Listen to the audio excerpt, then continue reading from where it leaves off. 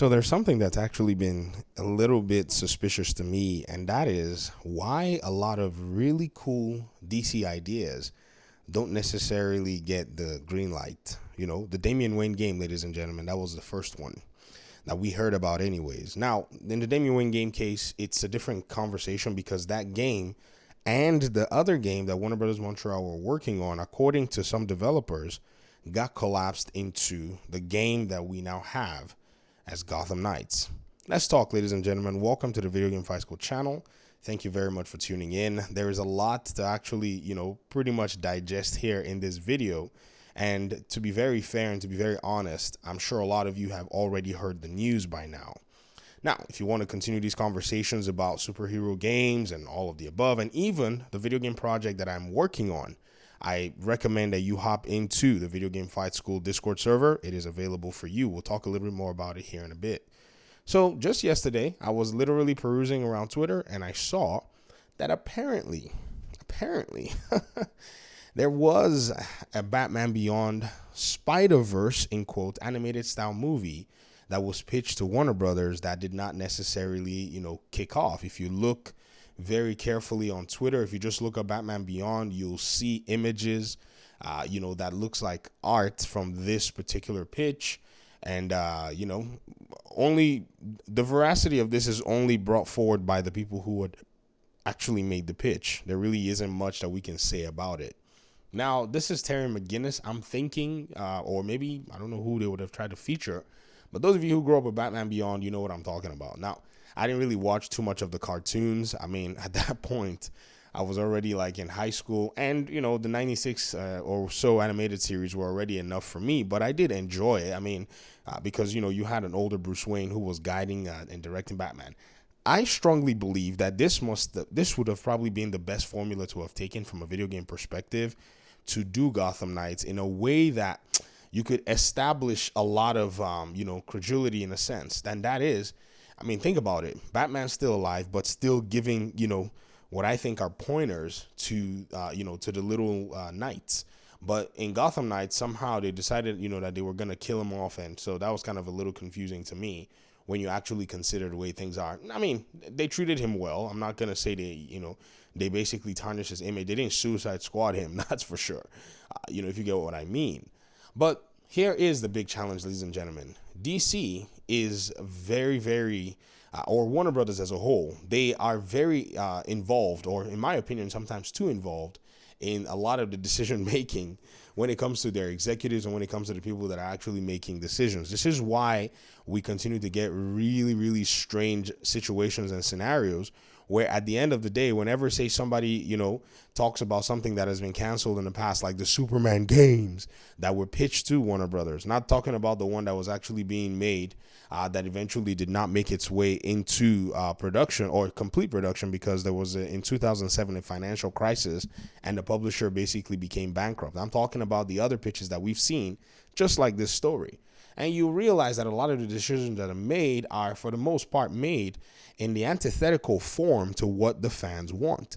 The Snyderverse even gives you another example in this particular conversation. I know there are many people who have different flavors of what they think about the Snyderverse, but that's not necessarily the point. There were enough fans for the Snyderverse movies that eventually, after the social media campaign, it was obvious that people were pretty much looking to actually play or watch this particular Snyderverse movie. So it came out, it did well on social media, it did well on HBO Max, and all of the above. So what needs to happen in light of all of this is, because of all the hoops that these things need to jump through, I think right now creatives really need to start thinking very carefully as to how they approach these IPs and how they approach these universes. Because to be honest, the indie stuff really, the indie writers and indie artists and, indie makers in terms of, video games and all these things are able to easily not worry about the hoops, but just move forward. And I think it's time to start supporting, studios like these, in my opinion. So one of the crazy things too that I think is a lot of us here in our communities also need to start jumping in and start creating our own characters. Because if we don't create our characters and we still keep waiting for these decisions to be made and all these hoops, we'll be old by then. Do you know, if they decided today All right, let's greenlight a Superman game. Do you know that that is going to be 6 to 8 more years of your life of waiting?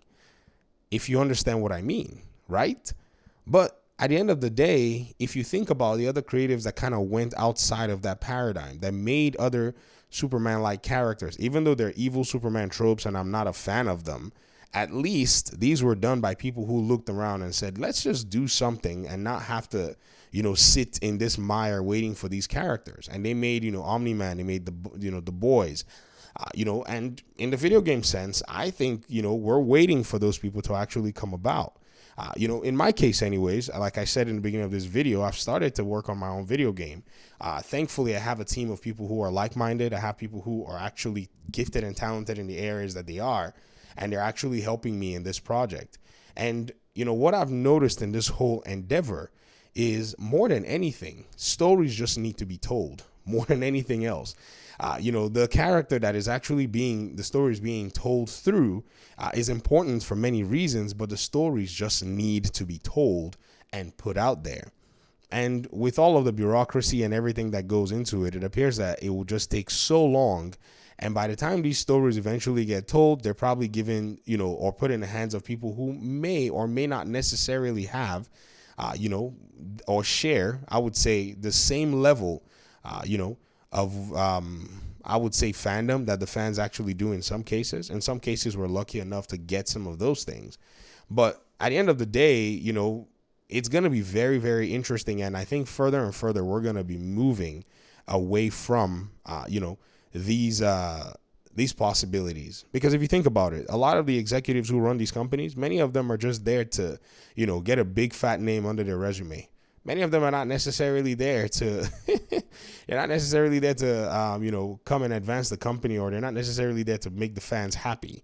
They're there to basically come in and advance their, career, maybe do things that they think will make money, but they're not necessarily in that pipeline to understand or know, what's going to serve the fans more than anything else. And I think that's where we as a community understand and know how to do that fan service. But as time is going on, I'm going to be unveiling, what it is that I'm working on, because I strongly believe that, somebody needs to come out and do an animated movie of a new character that they build from the ground up. The tools are there. I'm not an animator. I can animate, don't get me wrong, because I've been learning game development, but I am not an animator in the sense that, I can get the job done in creating a live service. I said live service. In creating a live action style, animated movie or whatever it is. But there are people with the gifts and people with the talents that are out there. They have all kinds of fun resources that they can get their hands on without having to deal with all of the costs and expenses from what, it would normally be, if you get what I mean. And I think these are, the people that need to just start cooking, in the background, and they need to get into the game.